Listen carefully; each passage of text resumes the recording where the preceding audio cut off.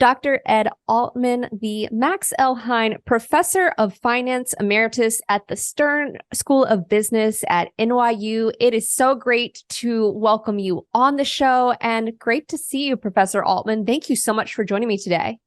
You're welcome, Julia. It's great to see you as well. Well, I am really excited to have you on and also just introduce you to this audience. And of course, I'm sure many of our audience members are familiar with you and your work in the bankruptcy world. And also, you are the pioneer of the Z-score.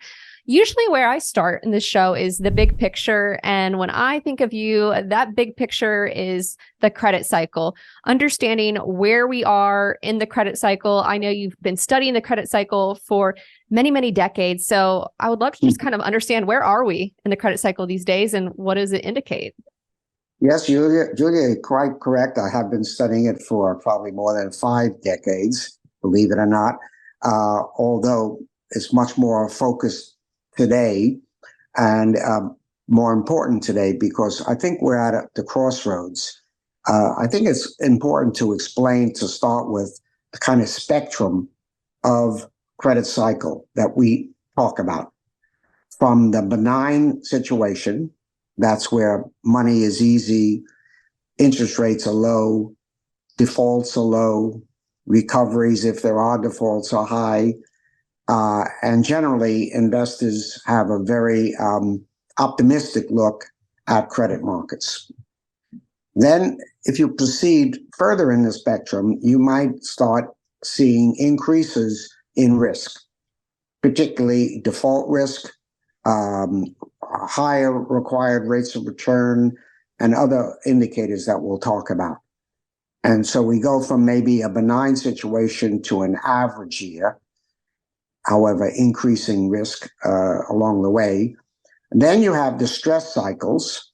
That's where risk becomes extremely important and high. And finally, if it goes even worse, you have crises. And we've lived through maybe 3 or 4 of them in the last 30 years, going back to 1990, 91, 01, 02, 08, 09, and a brief one during the beginning of the pandemic in 2020. So that's the spectrum. Where we are today, we need to look at, in my opinion, and it's strictly my opinion, so you may get a different response from others who study credit cycles. We look at 5 indicators. So let me go through those and tell you what's happening today in each of those indicators, reach a conclusion, and then talk about the outlook, if that's okay. Oh, that's perfect. So the 5 indicators that I've found most helpful over the years, and in terms of being able, in most cases, to quantify them, are, first and foremost, default rates. And as you know, Julia, I go back to the early days of Drexel Burnham and other companies pioneering the increase in high yield bonds in the early 1980s. So my focus when I talk about the credit cycle is on the most risky part of the financial spectrum, and that is the high yield bond and leveraged loan market. And so let me open the page. Good. We then look at default rates.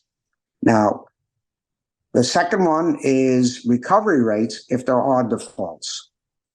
Generally, in a benign situation, recovery rates are high. And in a stress situation, the recovery rates are quite low to investors, but they're also very attractive prices for distressed investors. A third one is the required rate of return of investors. How this translates into their outlook as to the market and as to defaults and as to the required return on risky debt.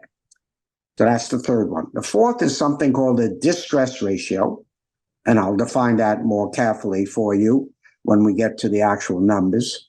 And finally, and maybe the most important and the most challenging in terms of analysis and prediction, and that is liquidity in the market, how liquid the market is, and how easy is it for firms of high and even low risk to raise capital.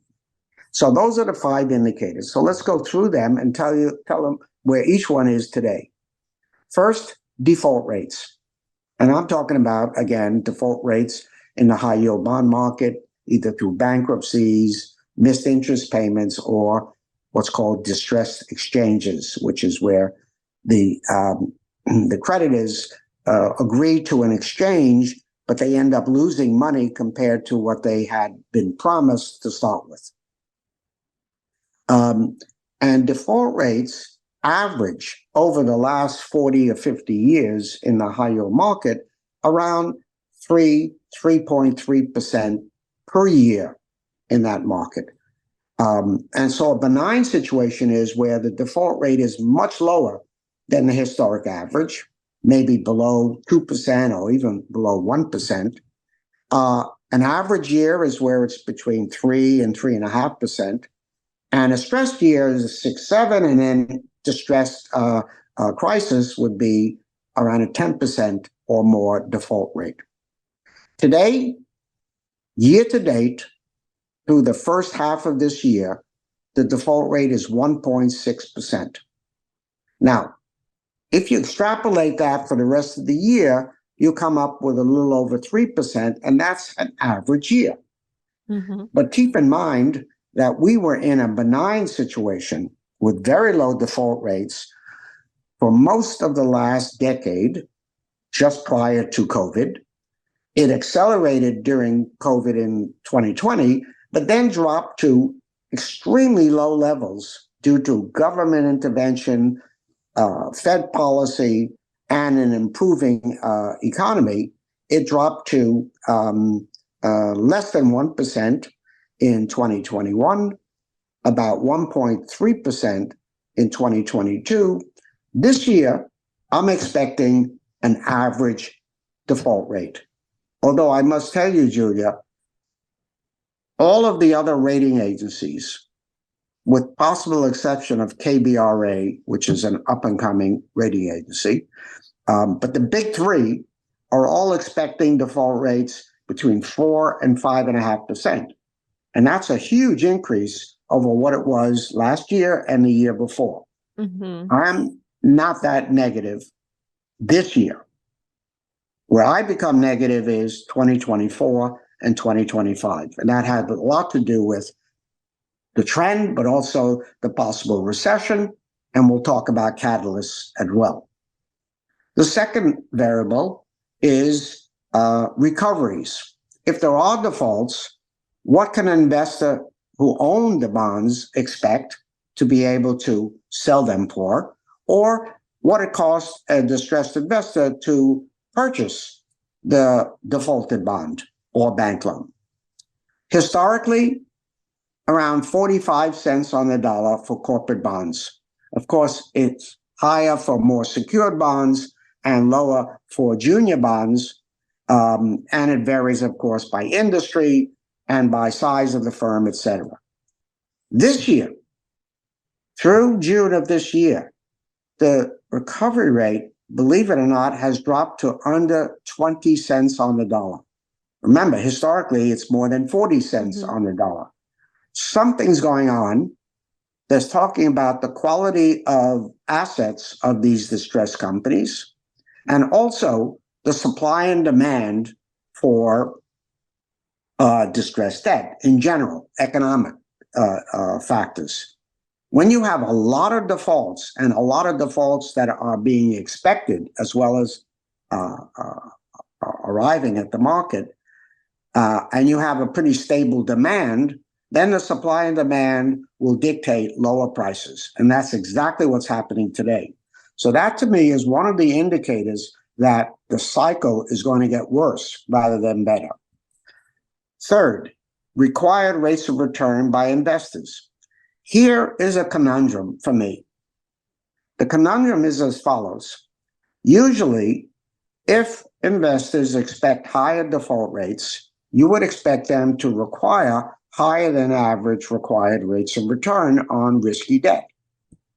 That's not the case this year. Indeed, the average spread between high yield bonds and treasuries historically is around 5%. This year to date, and it's dropped quite a bit in the last couple of weeks, it's only around 4%. So the spreads are much lower than what you'd even say would be the case in an average year. So either the market is correct and we will not have much defaults, we will not have a recession, we will not have higher interest rates, or the market is underestimating the risk. My personal feeling is today's required rates of return by investors in high yield bonds and leveraged loans is underestimating the near-term risk, particularly in 2024 and 25, of investing in risky debt. They're requiring only around 4%. So if you talk about 10-year treasuries being around 4%, a spread of 4% means around an average yield required of about 8%. I think that's too low for risky debt today. Yeah. The fourth category, distress ratio. That is the percentage of high yield bonds selling at more than 10% above the risk-free rate. So if the risk-free rate's around 4% today for 10-year treasuries, that means any bond whose yield to maturity or option-adjusted spread or option-adjusted yield is more than 14%, 10% plus 4. And what percentage of the market is average to have over the years of this spread? It's around 8 to 10% of the high yield market historically sells at this distress level. And 90% or so sells at less than the distress level. And today, year to date, actually as of today, or last week anyway, when I looked last, it's about 8%. So about the historic average. And then finally, liquidity. I hope I'm not losing the audience, and I'll come back and summarize. No, this is honestly, this is so great. I'm taking a lot of notes. I think everyone's probably learning. Great. Well, the final one is liquidity. Probably the most important one and the most difficult and challenging to forecast going forward, because liquidity, among all the variables that I've mentioned, is the one that can change most quickly. The faucet of liquidity can be turned off literally overnight or turned on. And so we had observed there was enormous amounts of liquidity prior to COVID for about 7 or 8 years. Then it dropped dramatically, but only for a few months during COVID, and has come roaring back until 2022. And in 2022, even before Silicon Valley, even before the prospect of a serious recession, even before interest rates were as high as they are now, we found that the liquidity was falling dramatically in 2022, particularly the last 6 months of that year. Today, it's picked up, particularly in the last month or so, for the high yield market. So year to date, this number might not mean much to many people. It's about $95 billion of new high yield bonds that have been issued, liquidity. Even if you extrapolate that for the rest of the year to come up to about 180 billion, that's quite a bit below the historic average, and certainly below what it was in 2020, 2021, and the first part of 2022. So liquidity has dropped quite a bit, although it has come back synonymously with the increase in the stock market. And let me, as a footnote, mention that liquidity, spreads, and prices in the high yield or risky debt market are extremely highly correlated with the stock market. In fact, higher than ever before at about 0.8. Historically, it's about 0.4, 0.5. In other words, it's correlated positively, but not nearly as much as it has been ever since the financial crisis of 2008, 2009. So to summarize where we are, using those 5 indicators, most of them imply we're at an average year. Now, average doesn't sound very ominous. However, when you consider the trend,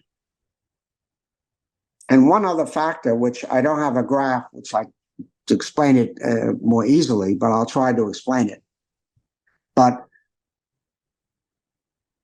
the conclusion that I have is that we've reached an inflection point between benign and average.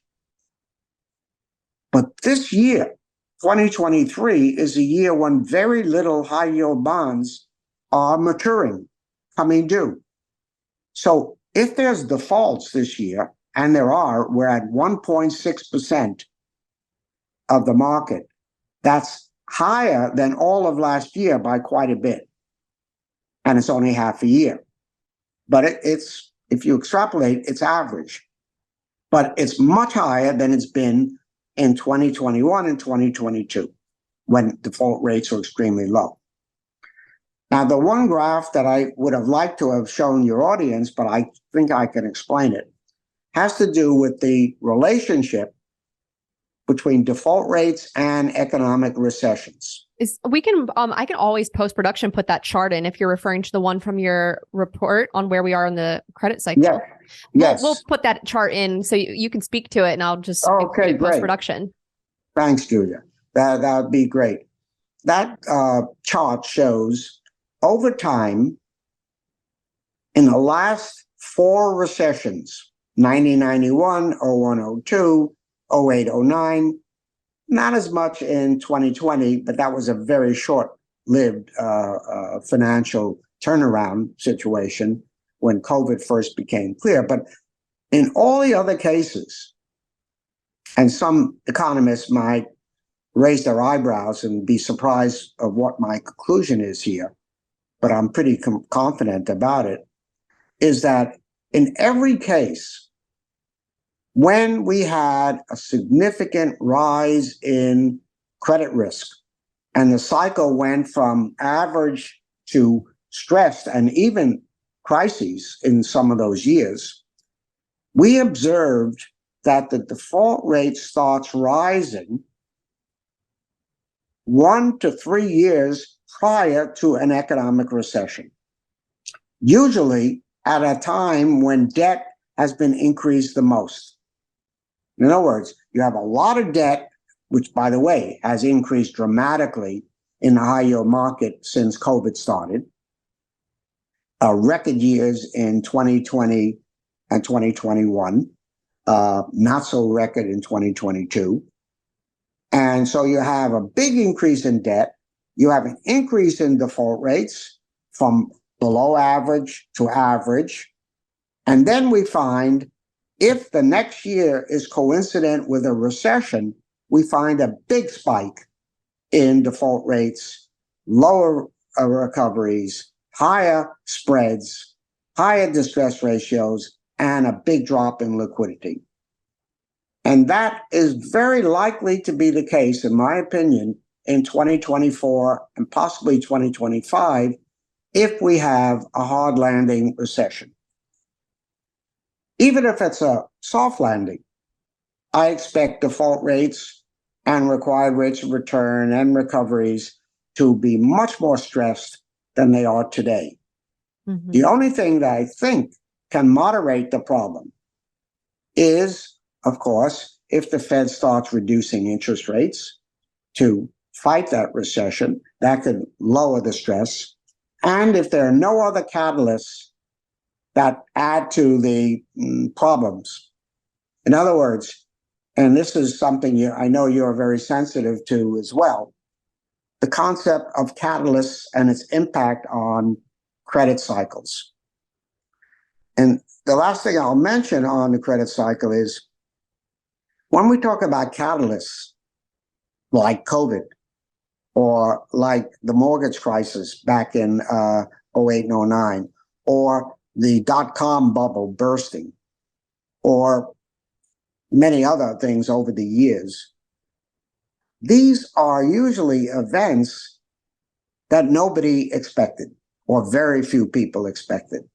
Maybe a few far-sighted folks, like maybe John Paulson did back in 08 and 09 in The Big Short.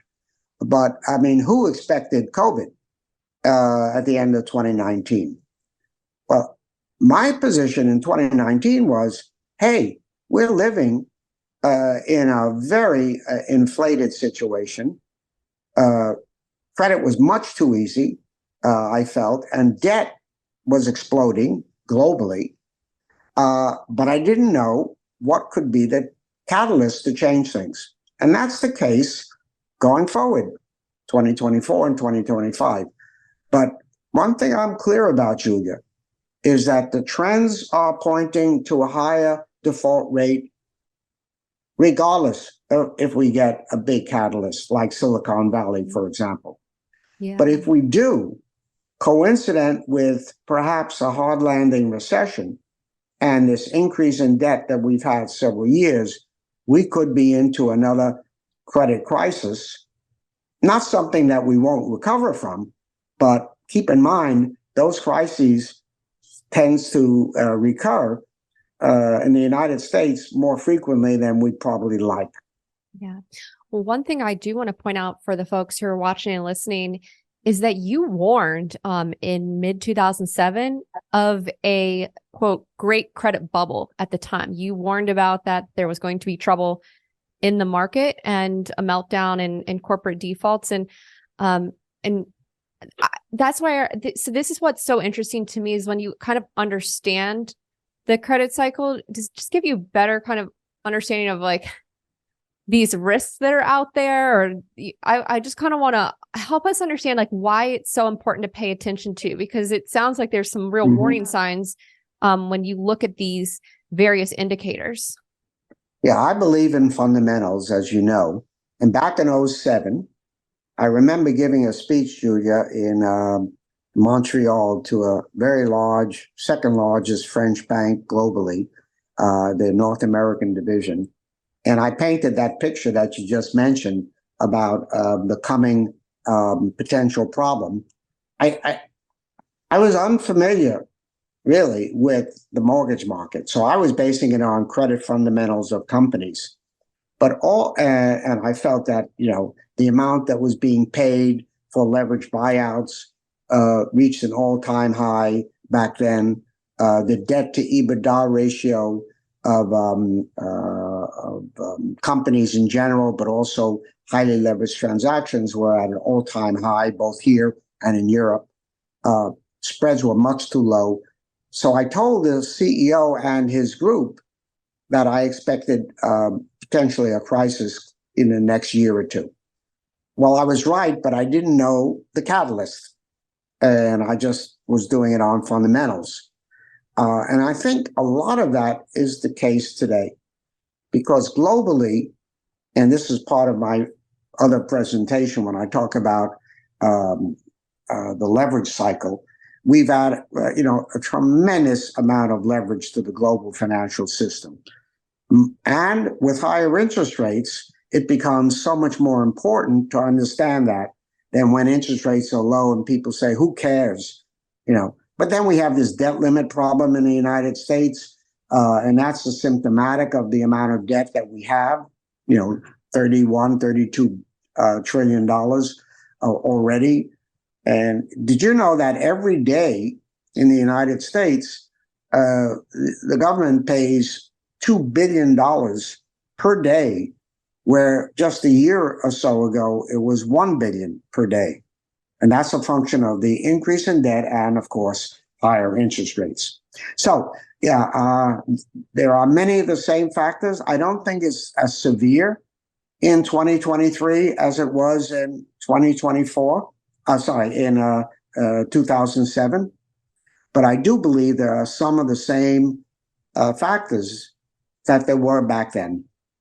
especially now with the stock market taking off again and inflating equity values and valuations of companies in a very uncertain market. Yeah. Yeah. Very, very uncertain, as you point out.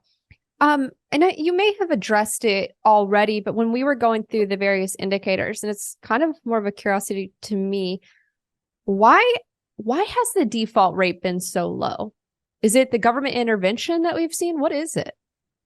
Well, yeah, you're certainly, if you're talking about 2021 and 2022, you're quite right. And it's what I said, the default rate was extremely low. There are a lot of reasons for that. First of all, the economy was recovering. Second, interest rates were still very, very low. And so when you have a low interest rate environment, not only do companies have to pay back less than they would if the interest rates were high, but also it's very attractive to float new debt. And so any companies that were having trouble found a lot of liquidity, and indeed they were able to float new debt and sustain themselves. In a new study that we're working on called Global Zombies, one of the really interesting findings is that a country like the United States actually has more zombies than the average country in the world. And you might say that sounds very strange because, we're the wealthiest country in the world. We have the most developed capital markets. We have all sorts of bank and non-bank sources of funds. Why are there so many zombies? Well, the answer is, I believe, one of the reasons, not the only one, is that, with so many avenues, mechanisms to raise funds, equity and debt, and also forbearance on the part of the country and the banks in that COVID period, the amount of zombies actually can increase much more than in a country that has restricted capital markets and relatively few, because there, those companies that are zombies probably will perish. But the old term for a zombie is the walking dead. Mm-hmm. They continue to survive even though they should die. And so we may get to this when we discuss zombies and Z-scores. We use Z-scores as well as interest coverage ratios to define zombies. And the Z-scores are actually quite important in this. Bottom line, a highly developed capital market can actually increase zombieism. And I think that's one of the causes in the United States. Yeah. Before we move on to Z-scores and zombieism, because I do want to discuss that paper, I just want to get one more clarifying question in. And do you see a scenario where we could get to, I think I wrote this down, 10% on defaults? Is that the scenario you see? Or I want to hear kind of like what do you expect, or what is kind of the forecast, if you will, and what would that mean? What would that mean for our economy? Yeah, well, I'm not exactly a Dr. Doom. I know you've had Nouriel Roubini on your program. And if you go back to Henry Kaufman at times in the past, who's a great friend of mine and one of the real pioneers in the risk area over time, 10% or more is definitely a crisis situation in credit markets. We've had several of those periods. It went to the highest year ever was 2002, when it was about 12 or 13%. It was 10% back in, I believe, 1991 or so. And it only rose to about 6% during 2020, the first and important year during COVID. But a 10% is a huge amount, especially in a market that is now close to $2 trillion of bonds. And by the way, Julia, I didn't mention this. This year is one of the first times I've observed, not the only time, but one of the first times when the default rate on leveraged loans, these are loans syndicated through banks, or non-banks, but they're loans as opposed to the bond market, which is usually longer in maturity and has very different covenants than the loans. The default rate year to date on leveraged loans is actually 2.6%. So if you extrapolate that for the rest of the year, you're a much above average year for defaults of leveraged loans. But usually it's the bond market that leads the default rate numbers, because companies that qualify for bonds oftentimes are less creditworthy than loans, who have the regulator looking over their shoulder. But your point about could it be a 10% credit crisis situation? The answer is definitely yes, but I'm not predicting it. Not yet, anyway. This is what has to happen for it to be a crisis. First, we have to go into a hard landing recession, which, by the way, I think now around 65% of economists think that will take place in the United States, but not until 2024. And the reason why 2024 is perhaps more vulnerable than this year is a lot more debt is coming due, maturing in 2024, and even more in 2025. If you superimpose that plus a hard landing recession, perhaps still persistently high inflation, and you factor in the possibility of some catalyst that we didn't expect, maybe some global macro crisis, some further dramatic tensions between the United States and China. The Russian situation gets worse if it's possible. And then you factor in something we never expected, like the Silicon Valley, which came as a huge surprise, and other banks like First Republic and other regional banks.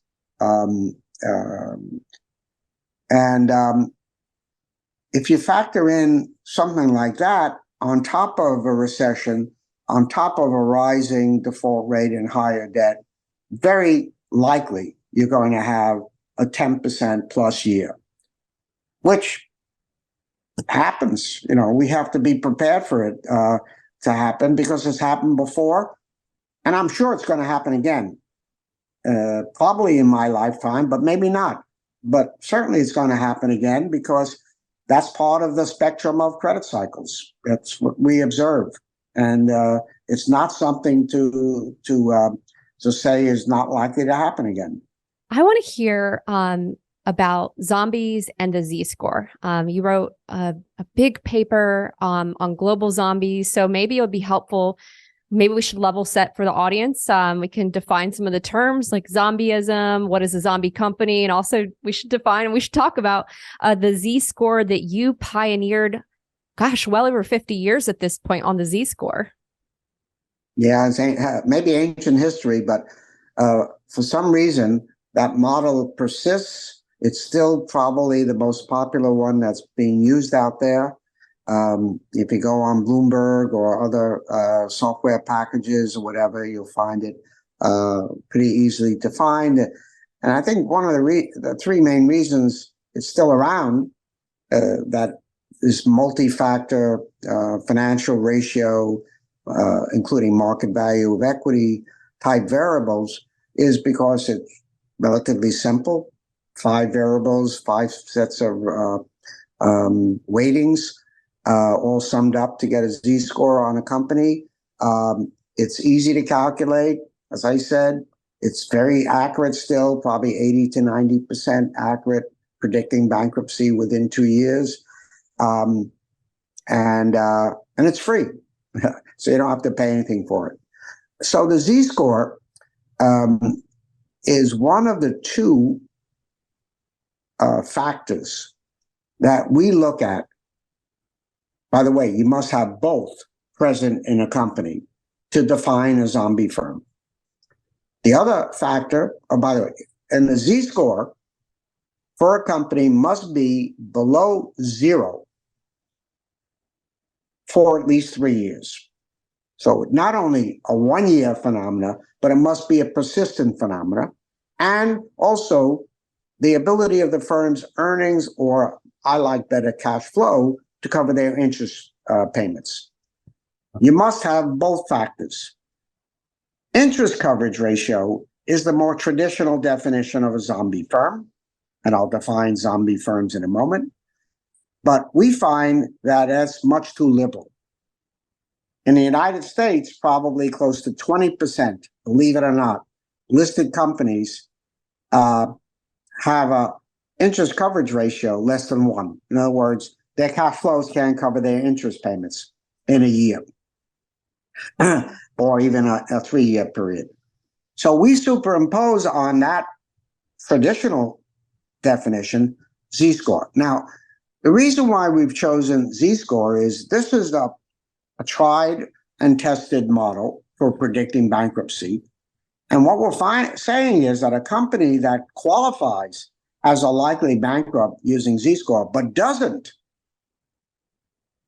default or go bankrupt, that's a definition of a resilient firm for some reason that continues to survive, live on, when a accurate, proven model plus an interest coverage ratio say it shouldn't.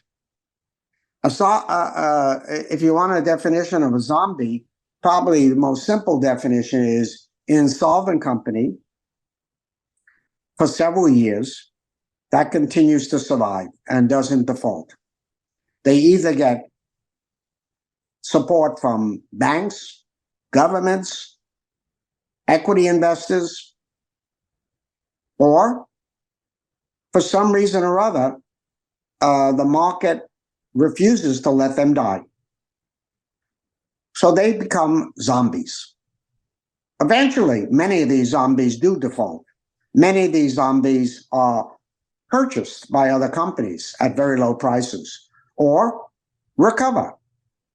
But the percentage of zombie companies in the United States today among listed companies, not even counting non-listed companies, is about 8%.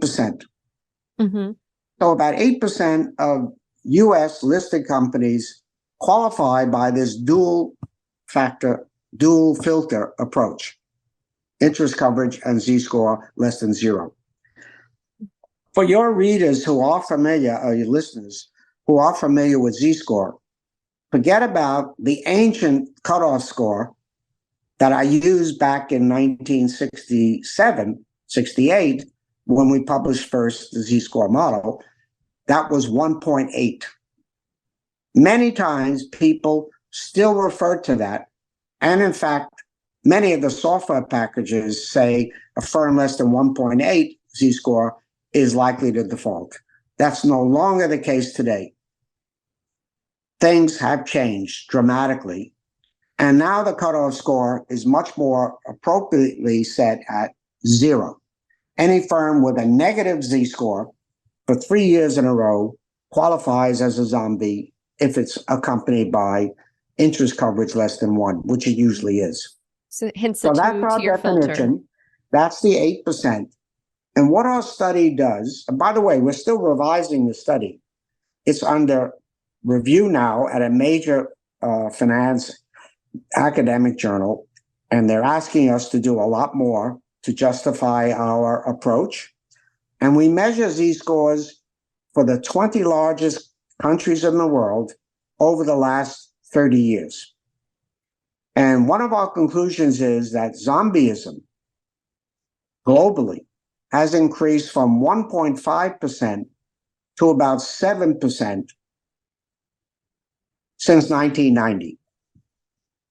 And in the United States, it has increased from about 5 or 6% to about 8 or 9% this past year. Now, a very important question is, how serious is zombieism? Is it something that we should be concerned with? The term is exotic, a little sexy, but at the same time, who cares if we have zombies? Well, I think we should care, although it's more conceptual in a sense that you can think about a country and its banks, or its government, or its investors supporting, allocating resources, refinancing these companies when it would be better to use those resources elsewhere. Mm-hmm. Also, it may sound a little crazy today to say this, but I think one of the reasons we had deflation in the United States, but also in Europe in particular, for a decade prior to the most recent increase in prices and inflation, was zombieism. If you have a lot of zombies, they try to survive by lowering the prices of their goods and services. But usually what happens is, if they are, a significant company and they have systemic aspects to it, the larger, more potent, solvent companies in their same industry will lower their prices, mm-hmm. and usually outperform the zombies. Think about movie theaters and retail stores that try to, compete by lowering their prices. Well, usually, if they are important to the industry, they will be met by competition who also lower their prices. One of the benefits of zombies, employment. If the zombie continues, so do the zombie employees. So that's one argument. Or it could be strategic to a country, like a national airline. Alitalia, the Italian airline, was a zombie probably for the last 20 years.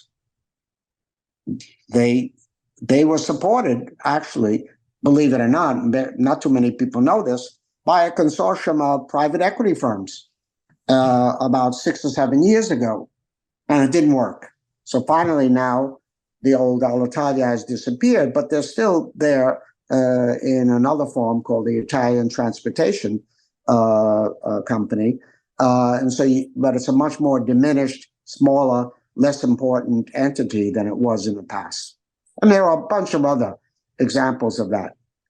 That is bottom line, yeah. Z-score was adopted by us in our attempt to analyze zombies because, and we could have used some other bankruptcy prediction model. It's where if you have an accurate model saying that a firm should default, but it doesn't, you have to ask the question why. And one reason why is because they're zombies and somehow they're able to survive when most economic and financial analytics would probably say they shouldn't. Okay, so this is so fascinating to me. You're mentioning around your thesis as to it could lead to price deflation. What are some of the other impacts or effects of zombie companies or keeping these companies alive? What are some of those impacts that folks should be considering or thinking about? One potential positive aspect of the zombie is if it's very strategically important for a region or a country. And I'm thinking either the employment aspects, which I implied before, or perhaps national security. So you have firms that perhaps are producing products very inefficiently, losing money, but those products are pretty unique to the safety and security of the country. Think about today, ammunition, defense issues. By the way, for many years, I'm not sure if it's still today, the Department of Defense in the United States used Z-scores, to screen out companies that they thought might default or go bankrupt. And they didn't want that to happen because these were strategically important to the country's defense.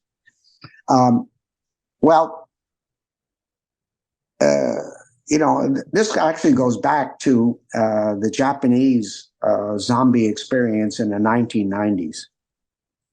Many companies in Japan were kept alive artificially by stronger members of a group. The groupings, I think it's called Keiretsu in Japan. These are groups that usually had a mother bank as part of the group and several manufacturing or service companies as part of the group. And the group felt that it was important to have solidarity and strength throughout the entire group. So the mother bank or a strong manufacturing company would support, oftentimes through various ways, the weaker members of their group so they didn't disappear, and the group itself didn't lose reputation risk and prestige and resiliency. So for many years during the 1990s, Japan's zombies were camouflaged by these group supports, artificially kept them alive, so to speak, providing liquidity, providing low interest loans, or maybe direct injections of equity, so that strategically the group would appear solid and strong. Well, that might be the case. For example, let's take a smaller country that has a very large, systemically important company. And that company runs into financial difficulty. I'm thinking as an example, I forget the name of the company, but let's take a country like Croatia. I know it's not on the top of your list of countries that you think of, but I just returned from a lecture tour, and one of the places we visited was Croatia. And one aspect of Croatia is there's a giant retail company that everybody knows and everybody uses there. And that company was losing money consistently. Had very low Z-scores, couldn't cover their interest. And yet the government and the banks continued to support them so that people would be able to get their goods, grocery goods from them. And also it provided, a significant amount of employment for the country. And so zombies can exist, even though the policymakers realize that they are zombies. Yeah. Why is it that the U.S. has so many? You pointed out earlier that we have more zombies here in the U.S. than the average country. Yes. One of the most wealthiest, well-developed capital markets. Why is that? Well, it's that's let's say a controversial question. Some people question that a sophisticated, highly liquid, in most cases, not always, but highly liquid debt market can facilitate zombieism.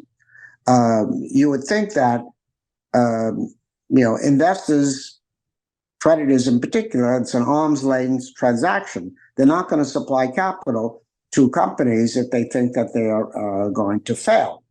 Well, sometimes you supply capital so it won't fail. Let's say you're a bank and you don't want to have write-offs on the loans that you've made, so you continue to make an interest-only loan. That is one form where a capital market, a strong banking system, can support zombie companies. Or how about high-yield bonds? Think about the CCC, the lowest quality high-yield bond category. In many countries of the world, a triple C company has no chance to raise capital, no chance of, if they're in trouble, to survive. The United States, I would say on average, triple Cs provide about 15%, some years more, of the high yield bond market new issuance. Yeah, these are companies that have interest coverage ratios probably less than one. At least half of those companies have that. Have Z-scores less than zero. And yet, triple Cs continue to get financing. They're one step from defaulting. Did you know that, I think, Julia, I might have mentioned this to you, earlier when we knew each other before, that the probability of default of a triple C company when it issues new debt is probably close to 50% over the next 5 years. Then why would someone buy the debt? Exactly. You might say, why would anybody buy an asset class when 50% of those are going to default by the fifth year? Well, the answer is, one, they believe that the other 50% is what they're going to choose. And the yield that they're promised on triple Cs in general, are extremely high, yields that you can't find in any other fixed income market. And they feel that they have the ability to pick and choose the ones that are going to survive or not. Or, they say, well, we'll get out before everyone else does if there's a problem.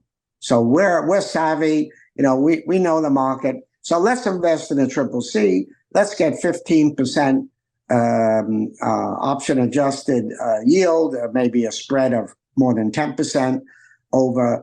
And by the way, some of these hedge funds that provide capital for distressed companies that might qualify as zombies, they might have what's called, you may have heard of this, a loan-to-own strategy. That is, okay, we'll lend money, we'll get 15% yield, or even more. If we buy a debt at 80 cents on the dollar and it survives, it goes to heaven, it goes back to par, I'm going to make 20% capital gain plus the yield of 15%. So I'm going to make 35% return on a triple C or a low triple C or even a B minus company. And if they don't make it, I'm prepared in many cases, because I think there's good value there, that this firm, which may be a zombie for many years, can be turned around. I'm going to provide equity capital, loan to own. And once I'm a creditor, I have an inside track to providing the equity capital should it go into default and go bankrupt and restructure under Chapter 11.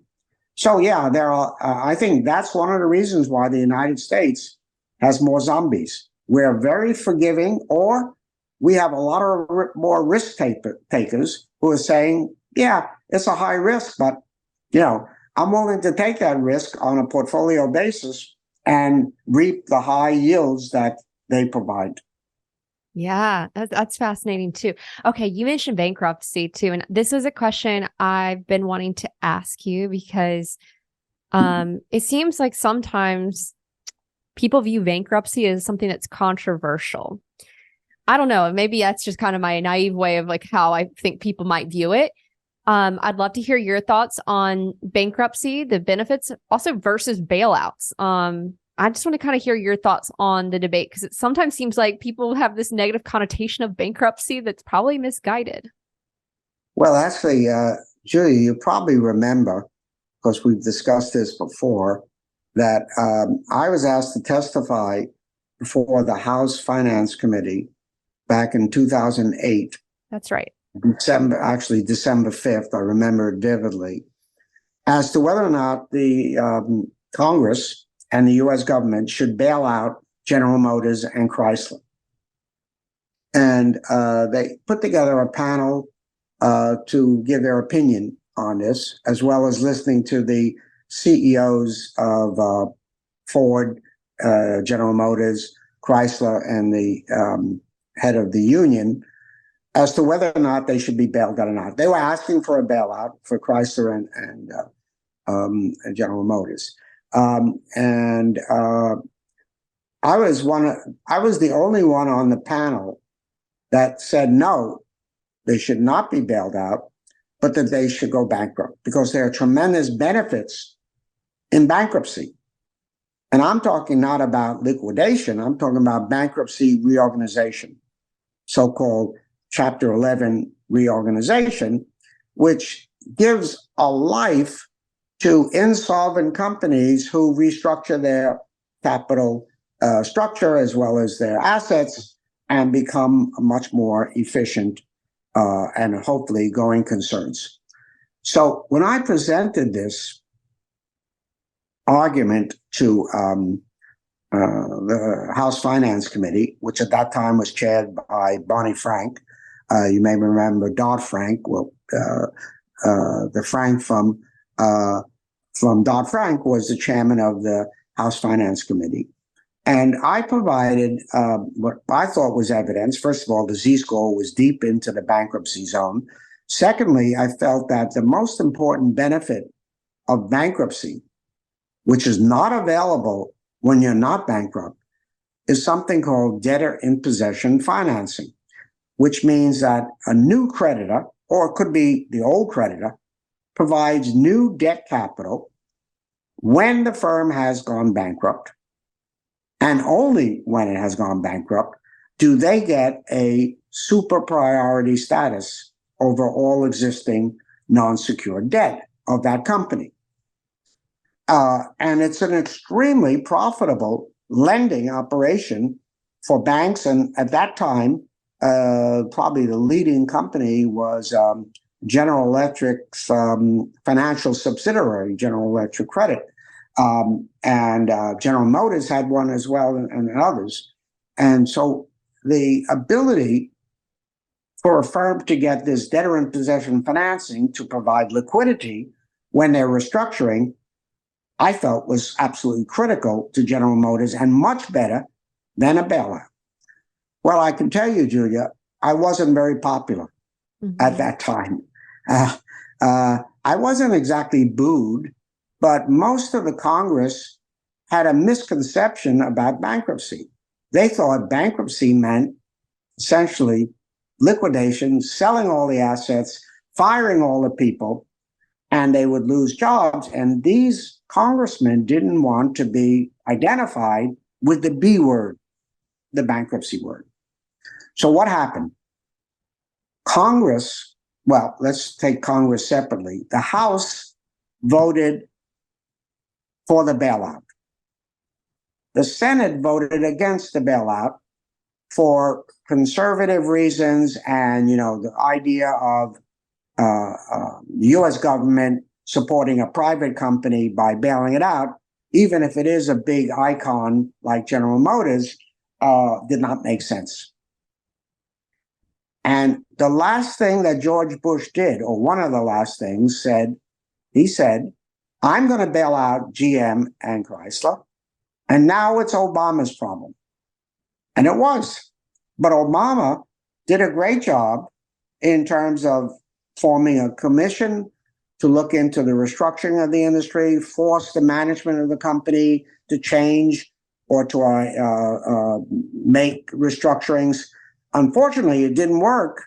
And 6 months later, Julia, probably one of the happiest days in my professional life, GM filed for bankruptcy on June 1st, 2009.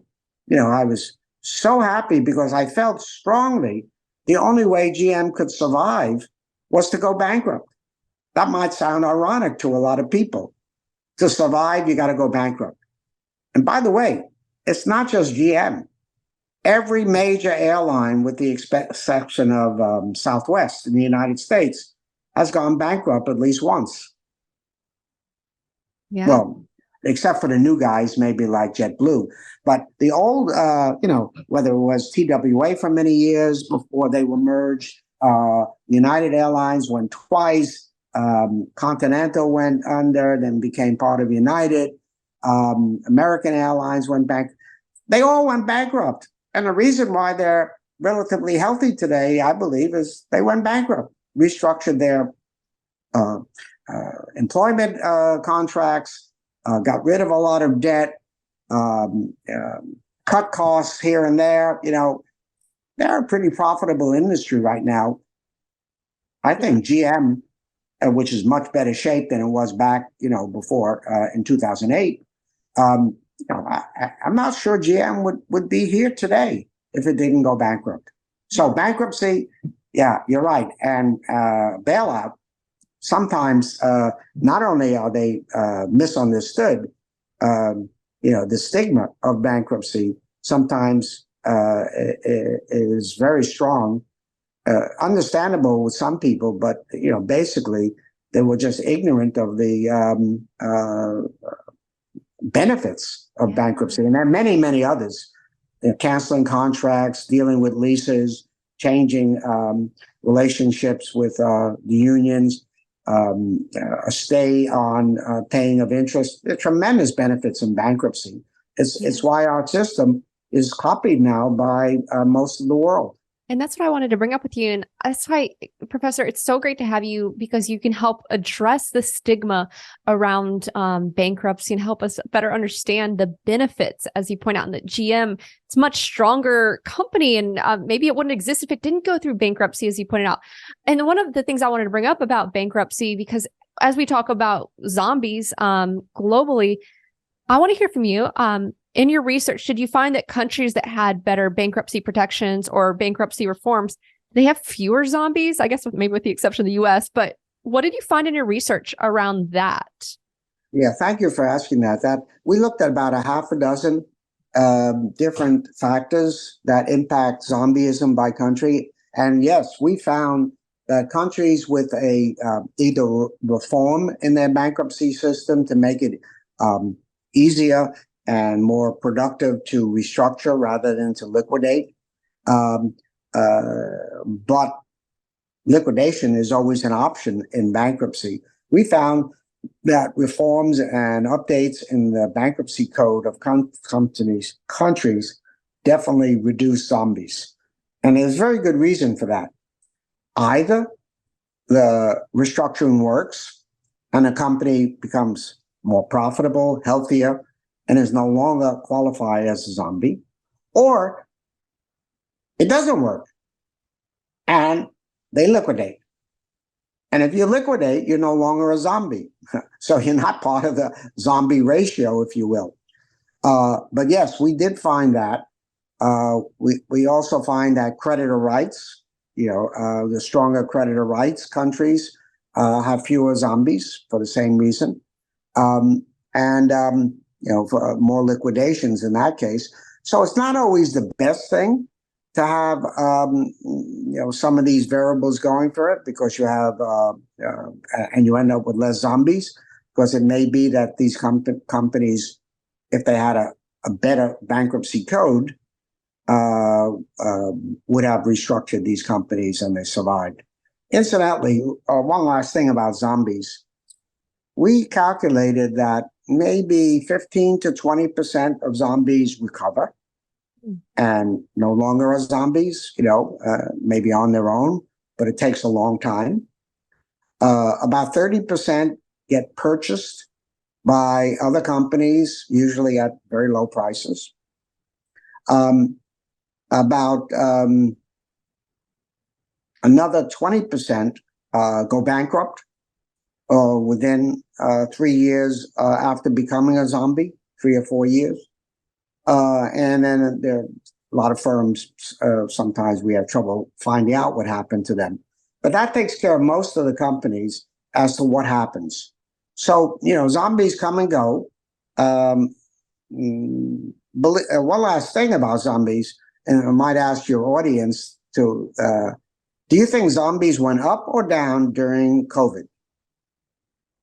Well, I know the answer because I read your paper. Yeah, the answer is not much change. Yeah. And or slightly slightly higher zombies, but very, very slightly.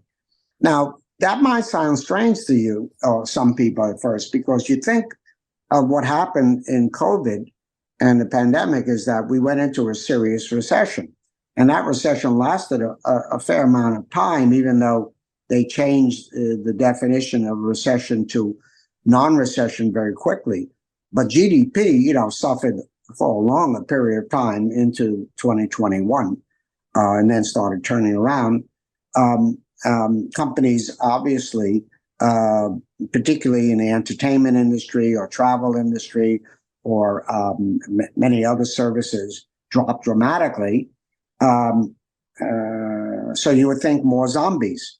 But at the same time, we had moratoriums on interest rates. We had some countries of the world, forbidding bankruptcy except when fraud was involved. And we had all sorts of lending programs that supported these companies and provided liquidity so that they could survive. So that, essentially balanced the ones that went out of existence. And so the net result was not much change. You had positive impact on zombies and less so during COVID. That's what we found anyway in our paper. Well, I know we only have a few moments left. I do want to ask you, because you mentioned, Dr. Altman, you've been traveling to various countries, giving lectures. I'm kind of curious, what are folks asking you about these days? Are there any questions that come up that are particularly interesting to you? Are people asking you about the recent banking crisis here, the collapse of Silicon Valley banks and other banks, for your take there? What are people most interested in? Or maybe they're asking you about, are we going to have a hard landing or a recession? What are folks keen to discuss these days? Well, obviously, one question among financial professionals globally is, whether we're going to have a recession, and also what impact will it have on the credit markets? Because while, their markets are different than ours, usually Europe, for example, follows what happens here, within 6 months or a year, either economically or among firms themselves, or we provide like buying of goods from China. So if we have a recession, China is going to suffer because of that, and vice versa for many other countries if China has a recession. So they're interested in that. The other thing I think that a lot of credit professionals are interested in, even academics, I might add, are quite interested in it, is are there new techniques out there that can help in predicting credit cycles, or predicting whether a company will default or not. And one of the new techniques that I found very helpful, even though I was a skeptic, some people may know this, but very few, that I actually late in life decided to get involved in entrepreneurship and started a fintech based in London and Mumbai called Wiser Funding. And Wiser Funding started out using Z-score type methodologies, but specialized for SMEs. And then we found that we could add value to the predictive ability of models to predict defaults or non-defaults among SMEs by using artificial intelligence. And I was a skeptic, because artificial intelligence, first of all, it was an unproven science. And if it provided information on the companies, they were mainly qualitative types of information, lawsuits or accounts payable problems or environmental problems, climate change. These are all important for corporate resiliency, but very difficult to quantify, and very difficult to quantify in a bankruptcy prediction model. But what we did is we transformed through word recognition techniques using AI, those variables that we could find on companies, those information pieces on companies, and take that information, quantify it, maybe crudely, like yes, no, or 1 to 5, or something like that. Add it to the financial data from financial statements, adding some macro data perhaps as well.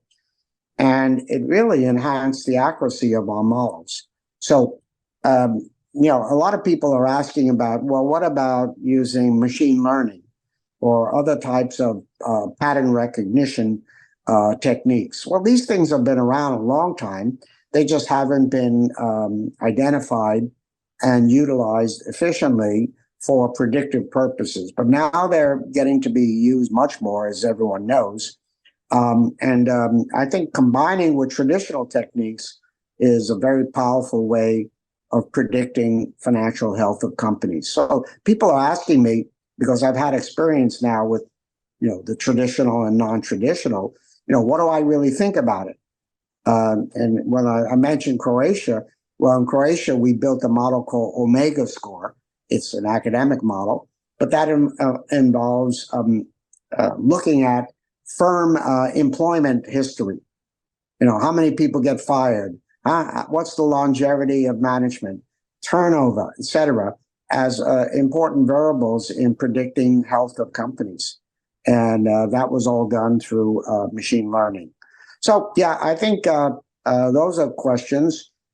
Everybody, of course, wants the holy grail as to, what's the stock market going to be next week or next year, or what will interest rates be, or will there be a recession? I may not be any better than anyone else in saying whether there'll be a recession, but I will tell you, if there is a recession, what impact will it have on things like default rates and the credit cycle? Yeah. So thank you very much for your great questions. I have to say, Dr. Ed Altman, you are such a delight to interview. I always learn something from you, and I've been, very privileged and fortunate to get to interview you over the years. And I thank you for being so generous with your time. If you want to let folks know, I'm going to share some of your research. I can share some of your research in the notes of the show, but if you want to let folks know maybe where they can, I don't know if they want to read more, or if you have any other parting thoughts for them. You mentioned Wiser Funding. Anything else before we go? Certainly Wiser Funding. Check us out on the web, wiserfunding.com, to find out more about our credit analytics. We recently wrote a book. It's, a very niche book on corporate bankruptcy, financial restructuring, and bankruptcy, published in 2019 with Wei Wang and Edie Hotchkiss. My publisher would love that if I plug it, and it needs all the plugs it can get. Other than that, just check me out. My website, lists my current publications, but you're more than welcome to send out my zombie paper and my latest work on where we are in the credit cycle. I was looking on my bookshelf because I know I have one of I have one of your books on my bookshelf. The latest one is the 4th edition of that Corporate Financial Distress and Bankruptcy, and it came out in 2019. That's the latest one, and it takes you through the evolution of Z-scores over the last 50 years, plus years, and shows you not so much how the model has changed, but how to interpret the model. That has changed. And that's very important for readers to understand that. This is the one. Okay, I just got off my bookshelf. I don't have your newest one, but I do have Corporate Financial Distress and Bankruptcy, 3rd edition. And I marked it up at the time when I was reading it. It would have been back in 2017 when I got this one. Yeah, that's the 3rd edition. The 4th edition came out in 2019. I'll be happy to send you a copy. I would love that. Well, I have to say, Dr. Ed Altman, Max L. Heine Professor of Finance, Emeritus at NYU Stern School of Business. It is always a pleasure to talk to you and learn from you. Thank you so much for being so generous with your time and your ideas and your knowledge. Really appreciate you coming on. Thank you, Julia. It's always a pleasure.